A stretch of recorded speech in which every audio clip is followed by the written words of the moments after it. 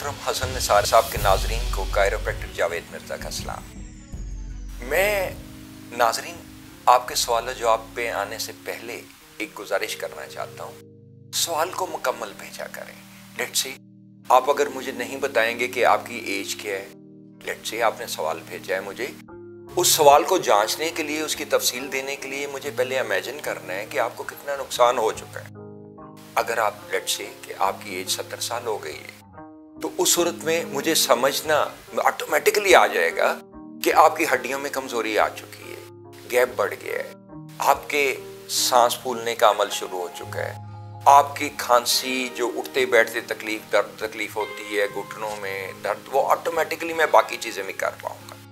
फिर आप जिस एरिया से हों उस एरिया का जरूर जिक्र कीजिएगा। लेट्स से आप पेशावर से हैं, आप लंदन से हैं, आप मुल्क के किसी हिस्से से, टोबा टेक्सिंग से हैं, फैसलाबाद से हैं या किसी कराची से हैं, जिस जगह से भी हैं, अगर उस जगह पे कोई ये तरीक़ेकार के कायरोप्रैक्टर को मौजूद हो तो मैं आपको उसका रेफरेंस दे सकूं कि आप इधर आने के बजाय आप उन्हीं से एडवाइस ले लीजिए। तो मेरी गुजारिश जो मैं आपसे कर रहा था वो सिर्फ ये है कि जब सवाल भेजें, जैसे लास्ट टाइम था फियर फोबिया पे, तो सवाल को मुकम्मल भेजें, किस चीज का डर खौफ है। जैसे मैंने पिछली दफा गुजारिश की थी, अपनी एज लिखें, अपना इलाका लिखें और मुकम्मल तफसील जो कि आपको तकलीफ पेश आ रही है उसका सारा अहवाल बताएं। इस मुख्तसर गुजारिश के साथ मैं आपके सवाल जवाब की तरफ आता हूं। पहला सवाल रुस्तम खान पेशावर से पूछते हैं। रुस्तम साहब, आपने भी एज नहीं लिखी हुई, आप पूछ रहे हैं कि आप अपनी सेहत को बेहतर कैसे रख सकते हैं, ये बताएं। रुस्तम खान साहब, अगर आप एज लिख देते, देखिए हर उम्र में कुछ ना कुछ तकलीफें आती हैं और सेहत को बेहतर रखने के लिए उनको काउंटर करना पड़ता है। लेट्स से आप अगर यंग हैं, आपकी उम्र 20 और 30 के दरमियान है, तो आपके सेल्स पूरी तरह जितने ज़ाया हो चुके हैं, मैंने एक प्रोग्राम में शुरू में इब्तिदा में बताया था कि हमारे तमाम बॉडी सेल्स की लाइफ है। लेट्स से हमारे रेड ब्लड सेल्स की लाइफ टोटल 120 डेज है और इसके बाद बोन मैरो नए सेल्स बनाती है। रोजाना एक परसेंटेज में, बच्चा हो या बूढ़ा हो, उसमें सेल्स की डेथ होती रहती है और उसकी जगह बोन मैरो हार्ट और लिवर की मदद से नए सेल्स बॉडी में पंप कर देती है। सिमिलरली व्हाइट सेल्स की टोटल लाइफ 30 आवर्स है, किडनी सेल्स की 21 डेज, स्किन सेल्स की 19 डेज, लेकिन नर्व सेल्स की कोई लाइफ नहीं है, लाइफ टाइम है। अब आप जब मुझे एज नहीं लिखेंगे तो मुझे उसमें ये दुश्वारी होगी कि अगर आपकी 20-30 साल की उम्र हो तो उसमें तो सेल्स पूरे के पूरे रिप्लेस हो जाते हैं, तो दैट मीन्स कि उसमें वो दिक्कत, वो कुछ बीमारियां हो सकता है ना आई हो जो बुढ़ापे की बीमारी हैं। लेकिन अगर आप 60 और 70 के दरमियान है तो मुझे ये भी साथ अंदाजा करना पड़ेगा कि आपके फेफड़ों में कुछ बलगम जमा हो चुकी होगी और पोजीशन जमा हो चुकी होगी, कुछ सांस की बीमारियां आ गई होंगी, तो उठने बैठने में तकलीफ होगी। तो उसमें मुझे आपका सवाल समझने में और तफसील बताने में आसानी होगी। स्पॉन्डिलाइटिस चेंजेस 30 के बाद शुरू हो जाएंगी। जैसे मैंने सेल्स की लाइफ गुजारिश की, बच्चे में तो 30 ईयर्स तक तो पूरे के पूरे सेल्स बनते रहते हैं, लेकिन इसके बाद आहिस्ता आहिस्ता ग्रेजुअली कमी आना शुरू हो जाती है। लेट्स से बुढ़ापे में खून की कमी क्यों हो जाती है, सांस क्यों फूलने लगता है, ये सारी चीजें। लेकिन मैं जनरलाइज सब व्यूअर्स के लिए सेहत के चंद असूल आपको बता देता हूं। Number 1, nutrition. Keep your nutrition good. जो प्रोटीन्स आप लेते हैं वो आपका फ्यूल है, आपका पेट्रोल है, जिससे आपने अपने जिस्म की गाड़ी को चलाना है। हर इंसान को कुछ कैलोरीज की जरूरत होती है, कुछ प्रोटीन्स की जरूरत होती है, कुछ विटामिन एंड मिनरल्स की जरूरत होती है बॉडी को फंक्शन रखने के लिए, बॉडी को चलता रहने के लिए, उस काम काज के लिए जो ताकत चाहिए वो इन विटामिन एंड मिनरल से आएगी, जो आप खुराक के जरिए भी ले सकते हैं और अगर आप बुढ़ापे में हैं तो सप्लीमेंट्स के जरिए भी आप उसको। तो हर इंसान को कैलोरीज की जरूरत कितनी होती है? एक नॉर्मल काम काज करने वाले आदमी को 1500 से 2000 कैलोरीज की जरूरत होती है और बहुत भाग दौड़ आदमी करता है तो उसको 3000 कैलोरीज की मैक्सिमम। तो आप अगर प्रोटीन्स कम लेंगे तो आपको जिस्मानी कमजोरी शुरू हो जाएगी और अगर आप प्रोटीन जरूरत से ज्यादा लेंगे, लेट्स से कैलोरीज आप 100 ले लेते हैं, तो आपको कमी 1500 से 2000 की तो नॉर्मल काम काज करने वाले को जरूरत है, तो कमजोरी आएगी ना। और अगर आप लेट्स से कि 4000 के करीब कैलोरीज लेते हैं, आपके खाने की हैबिट्स ऐसी हैं आप पूड़ी हलवा भी खाते हैं, हरीसे भी खाते हैं, हम लाहौरियों की तरह, तो उस सूरत में जो इनपुट होगी वो बढ़ जाएगी जो आप काम काज करते हैं, जितनी कैलोरीज की जरूरत थी, तो फिर आप मोटापे की तरफ चले जाएंगे। और मोटापा तो बजाते खुद बीमारी, ना सिर्फ खुद बीमारी है बल्कि बहुत सी बीमारियों का सबब भी बनता है। तो पहली बात, न्यूट्रिशन को अपनी प्रॉपर रखें, अपनी रिक्वायरमेंट अपने काम काज के मुताबिक, अपने जिस्म की जरूरत के मुताबिक रखें। दूसरा, सेहत अच्छी रखने के लिए मेरा पॉइंट ये है कि आप एक्सरसाइज कीजिए प्लीज। एक्सरसाइज, जो खुराक खाते हैं आप उसको जुज़्वे बदन भी तो बनाना है ना। लेट्स से कि आप कैलोरीज कुछ लेते हैं, आप जितनी भाग दौड़ करेंगे, मैं अगर बैठा भी हूं तो कैलोरीज कुछ मेरी खर्च हो रही है, अगर मैं भागूंगा तो उससे ज्यादा कैलोरीज खर्च होगी। अगर आप जितनी एक्सरसाइज करेंगे उसको जुज़्वे बदन, आपको मसल्स बनाने में, उन प्रोटीन को अब्सॉर्ब करने में मदद मिलेगी। उसको बेहतर रखिए एक्सरसाइज के लिए। और एक्सरसाइज में मेरी एक और गुजारिश, सजेशन ये है, गो, आजकल आदत है हर बंदे को जिम का सहारा लेने की। जिम का सहारा लेंगे, जरूर लीजिए, अपने मसल्स आपके तकवीयत पाते हैं, एक्सरसाइज आप उधर भी कर सकते हैं। लेकिन अगर आप भाग दौड़ आप पार्क में जाके करेंगे जो नेचुरल वे है, तो आपको विटामिन डी भी हासिल होगा, आपके फेफड़ों को ताजा ऑक्सीजन भी मिलेगी। ताजा ऑक्सीजन है क्या हमारे जिस्म में? हम इंसान क्यों जिंदा है?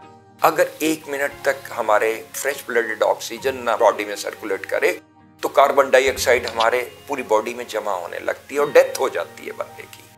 तो हमारे सांसों से जिंदगी का सिलसिला चलता है। दैट मीन्स ये फ्रेश ब्लडेड ऑक्सीजन। जब किसी की डेथ भी हो जाती है तो ब्लड तो जिस्म में मौजूद रहता है ना, ब्लड तो वही होता है, लेकिन उसमें फ्रेश ऑक्सीजन है, वो मिक्स नहीं होती, वो सर्कुलेट नहीं हार्ट कर सकता। तो फ्रेश ऑक्सीजन के लिए आपको पार्क में जाने की जरूरत है, जहां आप जॉगिंग कर सकते हैं, कोई एक्सरसाइज कर सकते हैं, और प्रेफर कीजिए पार्क में जाने को। वो शायर कहता है कि सांसों के आने जाने से जिंदगी का सिलसिला चलता रहे, ये सांस यानी चलता रहे तो ये जहां, और रुक गया तो वो जहां। तो तीसरी चीज, जो तीसरी असूल है अच्छी सेहत रखने का, वो है अच्छी नींद। जब आप सोते हैं तो आपके हार्ट और जिस्म की जितनी रिपेयर की जरूरत होती है वो आपकी रूह सबकॉन्शियस के रास्ते असल से कनेक्ट हो जाती है। इसका कुरान मजीद में भी जिक्र किया गया कि हम हर रोज इंसान को नई जिंदगी अता करते हैं। जस्ट इमेजिन कि आपका दिल जो है वो 24 घंटे में 1,03,680 दफा धड़कता है, पंप करता है, इतना हैवी ड्यूटी पंप है। उसकी बैटरी कब चार्ज होती है? आप जब नींद में जाते हैं तो 7 to 9 hours of sleep, deep sleep, peaceful sleep is essential to keep your health good. आपके सेल्स जो है बॉडी के जितने हैं वो रिपेयर होते हैं, जो कामकाज के दौरान थक गए हैं उनमें तोड़फोड़ होने लगती है। उनकी रिपेयर जब आप नींद में जाते हैं तो आपका सबकॉन्शियस करता है, अंदर से उनकी रिपेयर होती है। उसकी वाज़ह मिसाल ये है कि आप एक दिन अगर ना सोएं तो क्या होगा? आपके अगले दिन दिमाग भी झुंझलाया रहेगा, जिस्म भी झुंझलाया रहेगा, थका थका रहेगा, बोझल बोझल रहेगा। तो दैट मीन्स कि वो रिपेयर नहीं हुई जो आपको चाहिए। और चौथी एसेंशियल चीज जो है वो आपका नर्वस सिस्टम का हेल्दी रखना है। दैट मीन्स कि आपका स्ट्रक्चर जो जिन चीजों पे खड़ा है, आपकी हड्डियों पे खड़ा है ना, दिमाग भी खड़ा है और आपकी टांगें भी खड़ी हैं, और यहां से तमाम रिफ्लेक्सेस जो है आपकी बॉडी की, लेट्स से आपका देखना, सुनना, touch, taste, smell, everything is controlled from your nervous system, that is spinal cord and spinal nerves. दूसरे जो हिस्से हैं दिमाग के बाद, तो इनको हेल्दी रखिए, उनके इज़्ज़ा पूरे रखिए। हड्डियां 7 चीजों से बनी है, calcium, vitamin D, magnesium, phosphorus, silicon, copper and fluoride. उनको पूरा रखिए। उनका 6 महीने बाद लेट से उनका टेस्ट कराते रहिए, या वो चीजें लेते रहिए जिनमें ये अवेलेबल होती हैं। लेट से विटामिन डी आप धूप से ले सकते हैं, मैक्सिमम मछली से ले सकते हैं, अंडे से ले सकते हैं, दूध से कैल्शियम ले सकते हैं। लेकिन यहां भी मसला आ जाता है कि इम्प्योरिटी का। इम्प्योरिटी हर एक चीज में आजकल, जैसे कि हमारे सिस्टम में राइज है कि कोई चीज प्योर ही नहीं मिलती, तो try to take as much pure things as you can. और इसमें मेरी न्यूट्रिशन में उन लोगों से भी गुजारिश है कि जो अपनी डाइट, उन बच्चों से स्पेशली जो बर्गर पर लग गए हैं, जो बर्गर फैमिली कहलाते हैं, उसमें न्यूट्रिशन काफी नहीं होती। हैव इनफ न्यूट्रिशन, और जो मैंने 4 असूल बताए हैं इससे आप बेहतर रख सकेंगे। रुस्तम खान साहब, मैं यहाँ आखिर में आपके सवाल के एक और आपको मिसाल देना चाहता हूँ। There is a book Healthy at 100, जैसा कि आप चार्ट पे सामने देख रहे हैं, Healthy at 100 written by a foreigner, जैसा कि आप नाम पढ़ रहे हैं। वो पूरी दुनिया के इलाकों का सर्वे देता है कि 100 साल तक आप सेहतमंद कैसे रह सकते हैं, और उसमें पाकिस्तान का भी इलाका हुंजा शामिल है। मैंने वहां पे सर्व भी किया अपनी आर्मी सर्विस के दौरान। और वहां क्या चीज होती, गंदम वहां नहीं होती, फल अबंडेंस में होता है, साफ पानी पहाड़ों से आता है और साफ बिल्कुल पॉल्यूशन फ्री।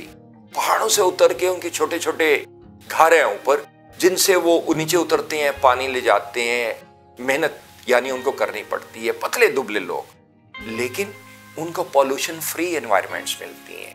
दैट मीन्स कि वहां धूप, धूल, धुआं, ये सारी चीजें नहीं होती, बहुत कम होती हैं, क्योंकि वहां ना इतनी गाड़ियां हैं, ना इतनी इंडस्ट्री है, ना कुछ है। तो उनमें मैं कह रहा था हेल्दी एट 100 में जो हमारे मुल्क का इलाका शामिल है वो हुंजा है। तो keep yourself away from pollution. जहां आपको पॉल्यूशन, लेट्स से सुबह की सैर क्यों शाम की सैर से बेहतर समझी जाती है, सिर्फ इसलिए कि सुबह पॉल्यूशन कम होती है। जब आप एक्सरसाइज करेंगे, जब आप जॉगिंग करेंगे, जब आप वॉक करेंगे, तो आपके फेफड़ों में कम से कम पॉल्यूशन जाएंगे। ओके, तो मैं I hope I have answered your question. दूसरा सवाल, अरशद अली साहब कहते हैं कि मेरी उम्र 63 साल है and I have knee pain since 1.5 year. What treatment you suggest, please? Inform in detail. जैसे मैंने अरशद साहब गुजारिश की कि हमारी तमाम तरह रिफ्लेक्सेस जो हैं वो हमारी स्पाइनल कॉर्ड से आती हैं। जो घुटनों में रिफ्लेक्सेस आती हैं वो अगर आप देखें तो ये यहाँ से जब प्रेशर आ जाएगा ये घुटनों में, यहाँ से L3 से, that is lower part of the spine, L3 vertebra, तीसरे मोहरे से घुटनों में जो आपकी रिफ्लेक्सेस हैं, टांगों को कंट्रोल होता है। और यहीं से एडजॉइनिंग ब्लड वेसल्स अगर प्रेस हो जाएं, जैसा कि अगर आपने एमआरआई का नहीं लिखा, अगर आपने एमआरआई कराई हो तो उसमें आया होगा कि thecal sac pressed from L3। और जब ये मसला होगा तो उसके बाद आगे जब अगर एडजॉइनिंग ब्लड वेसल्स प्रेस हैं, अगर आगे एमआरआई में लिखा हुआ है, अगर आपने करवाई हुई है कि थीकल सैक प्रेस्ड है, तो उसमें घुटनों में खून नहीं जाएगा। जब घुटनों में कम खून जाएगा तो नर्व्स में इन्फ्लेमेशन आने लगेगी। जब नर्व्स में इन्फ्लेमेशन आने लगेगी तो उसके दो इफेक्ट होंगे। एक तो जो घुटनों के दरमियान स्पेस है वो क्लोज होना शुरू हो गई, क्योंकि नर्व्स आपकी इंटरनल और एक्सटर्नल स्वेलिंग से जो उनमें पैसेज है वो कम हो जाता है और खिंचाव हो जाता है उसमें। जब नर्व्स फूलेंगी तो वो घुटनों के दरमियान में जो स्पेस है वो कम हो जाएगी। सेकेंडली, उसमें दो तरह के घुटनों के दर्द हैं, आपने एग्जैक्टली उसको एक्सप्लेन नहीं किया।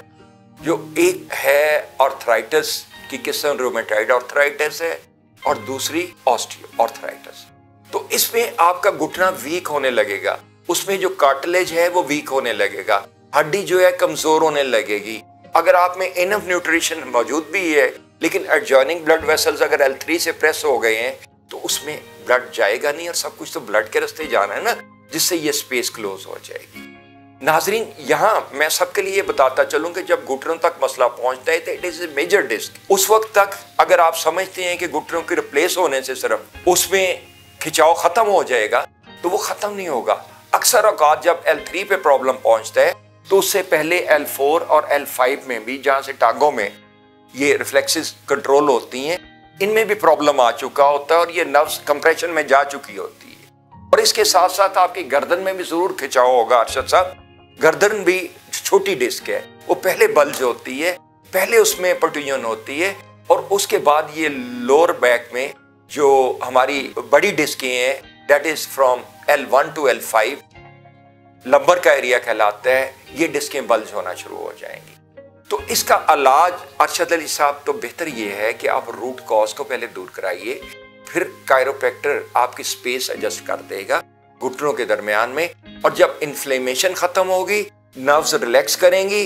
जब आप लोअर बैक से कराएंगे, पहले तो नर्व्स रिलैक्स करेंगी, उसमें ब्लड की रवानी आ जाएगी, तो उससे जो नर्व्स में ब्लड की रवानी से आपके बेहतर न्यूट्रिशन घुटनों में भी जा सकेगा। जितने मर्जी सप्लीमेंट्स लेते जाएं, जितने मर्जी आप उसको इलाज करते जाए अनटिल जो रूट कॉज है वो दूर नहीं होगा, तो उस वक्त तक मसला फाइनली आपका हल नहीं होगा। और उसके दौरान हमें स्पेस का भी इलाज करना पड़ेगा, जो आपकी स्पेस क्लोज हो गई या ऑस्टियोपोरोसिस शुरू हो चुका है, अगर रूमेटॉइड आर्थराइटिस है तो उसको भी रवानी खून को देनी पड़ेगी और नर्व्स को भी ट्रीटमेंट देना पड़ेगा, जो आप रिफ्लेक्सोलॉजी के जरिए दे सकते हैं।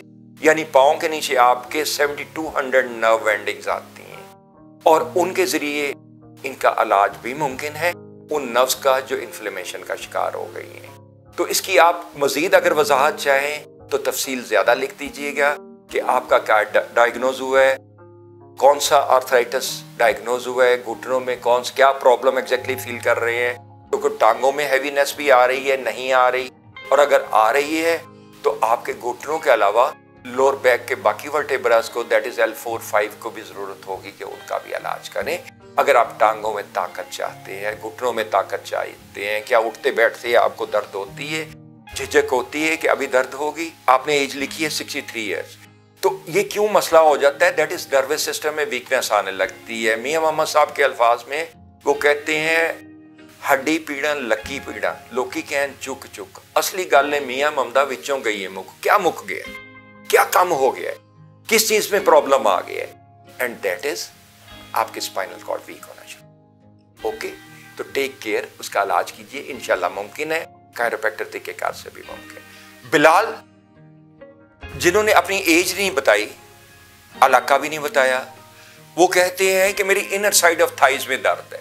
थाइज में दर्द तो वहां से आएगा ना L4-5 से, तो इसमें प्लीज उसका केयर कीजिए। इनर थाइज में जब टांगों में ब्लड पूरा नहीं आएगा तो उसमें स्वेलिंग आ जाएगी, टिश्यू स्वेल कर जाएंगे, दर्द करेंगे, नर्व सिकुड़ने लगेंगी, तो इसका L4-5 में हल मौजूद है, उसकी एडजस्टमेंट कराइए, आपकी पेन और बर्निंग जो है वो दूर हो जाए। अनिला कहती हैं कि मेरी उम्र 40 साल है और 1.5 साल से पैरों में दर्द आ रहा है, अब घुटनों में भी दर्द, लुब्रिकेंट की कमी हो गई है, कमर भी मसला है, तो मैं क्या करूं? मोहतरमा, मैंने आपको गुजारिश की कि ये L4, L3, L5 से ये आप जैसे देख सकते हैं कि पाँव में भी दर्द आने लगेगी, तो इसका इलाज किसी कायरोप्रैक्टर के कराइए, इंशाल्लाह अफाका फिलफौर आपको शुरू हो जाएगा। फातिमा हनीफ कहती है कि आपके पास घुटनों का दर्द है, ये तो वही मैं सवाल का जवाब जिस तरह पहले पूछा गया था, मैं पहले वजाहत कर चुका हूं, तो मैं दोबारा रिपीट नहीं करूंगा। मेजर आरिफ हमीद पूछते हैं कि I have lost balance to walk, I am diabetic too. Diabetes आपकी नर्व्स को सबसे शदीद नुकसान पहुंचाती है, और जब खून नहीं जाएगा तो दिमाग कंट्रोल कैसे कर पाएगा? तो अपना, अगर आपने MRI कराई हो तो प्लीज सेट इट, और अगर आपने नहीं कराई जाइए किसी कायरोप्रैक्टर को चेक कराइए, आपका बैलेंस बहाल हो जाएगा। जब नर्वस सिस्टम हेल्दी होगा तो उसको कंट्रोल कर, ठीक है? तो नाजरीन, इन सवालात के साथ साथ मैंने जो गुजारिश की है उसको मद्देनजर रखिएगा। अभी कायरोप्रैक्टर जावेद मिर्जा को इजाजत दीजिए। अल्लाह ताला आपका नेगहबान हो, अल्लाह ताला आपको अच्छी सेहत अता करे। अगले प्रोग्राम तक के लिए अल्लाह हाफिज।